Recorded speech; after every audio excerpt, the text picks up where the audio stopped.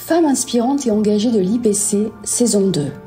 Une série de podcasts à la rencontre de 8 femmes lumineuses, inspirantes, de par leur engagement professionnel, leur combat contre le cancer, leur investissement humaniste.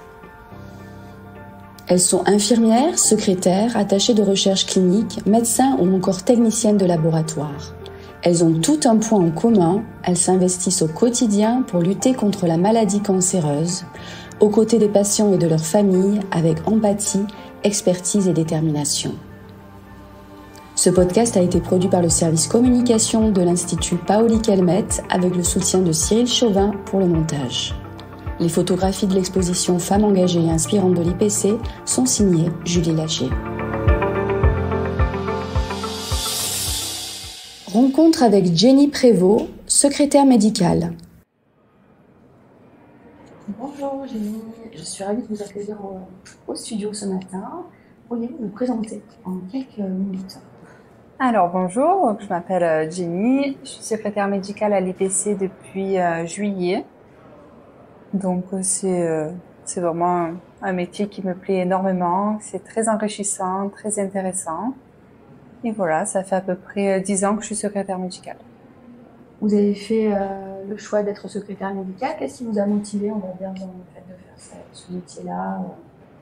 Alors, moi, la médecine, ça m'a toujours passionnée. Donc, je travaillais dans un centre de radiologie.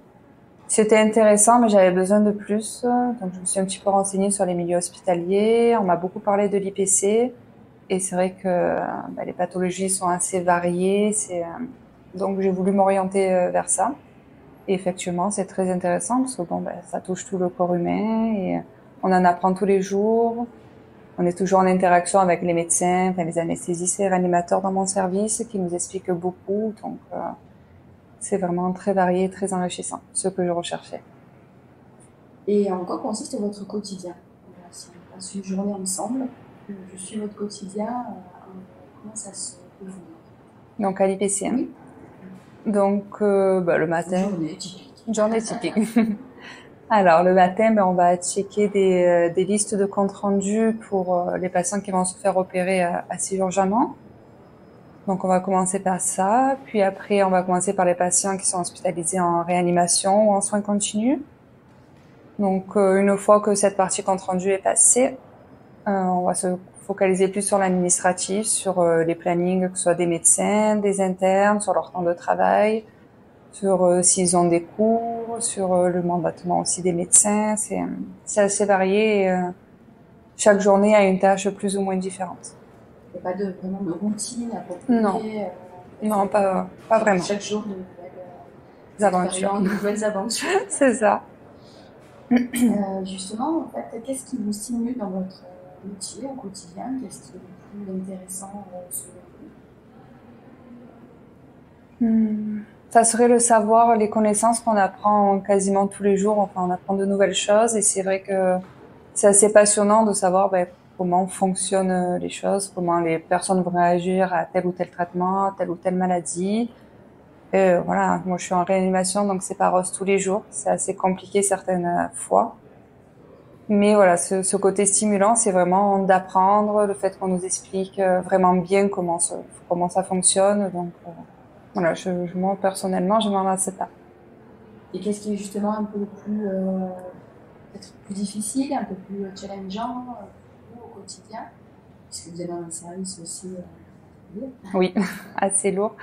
Le plus difficile, je dirais, c'est quand on voit qu'il y a des jeunes qui sont en réanimation, qui décèdent, ça c'est vrai que c'est de la charge émotionnelle. Oui, c'est assez compliqué parce que vu qu'on tape leur compte rendu, donc on sait tout, l'histoire de la maladie, tout ce côté-là qui est assez prenant parce que on se met aussi à leur place, hein, ça peut être nos proches, ça peut être nous-mêmes.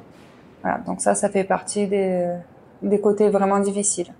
Et d'ailleurs, justement, pour cette charge émotionnelle, quelles sont vos petites astuces, vous, comment vous faites aussi pour avoir l'empathie, ça semble être tout à fait, et en même temps apporter une saine distance entre le travail, l'histoire du patient et puis autre. Oui. Alors, le premier cas que j'ai eu, entre guillemets, c'est vrai que ça a été compliqué. Ça m'a vraiment pris au cœur pendant à peu près une semaine, j'y pensais. Là, après, j'arrive plus ou moins à me détacher par le sport, par la musique, par mes amis, ma famille, mon conjoint. Mais l'équilibre de vie. Ouais. C'est ça, et de se dire que malheureusement, la vie continue et que vous avez fait le maximum, même si c'est ça, tout à fait. Tout à fait. Le choix d'un centre de lutte contre le cancer, c'était une opportunité, puisque vous avez peu de temps, ou c'était une volonté justement de travailler dans un centre spécialisé en oncologie? Un petit peu des deux.